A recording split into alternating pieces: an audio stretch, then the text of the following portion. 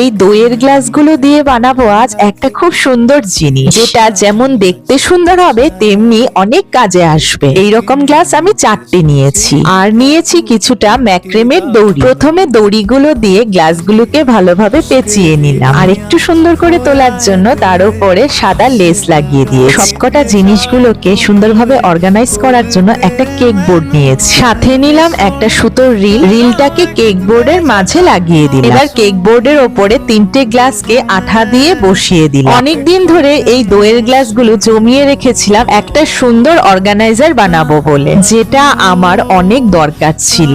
বাড়িতে পড়ার টেবিল অথবা ক্রাফটের টেবিলে এই ধরনের যদি একটা অর্গানাইজার থাকে, তাহলে কিন্তু কোনো জিনিসপত্র রাখার কোনো অসুবিধে হয় না, আর জিনিসপত্র হারাবেও না। এই ফেলে দেওয়া সাধারণ জিনিস দিয়েও কত সুন্দর এক কাজের জিনিস তৈরি হয়ে গেল। আজকের ক্রাফটটা তোমাদের কেমন লাগলো অবশ্যই জানিও।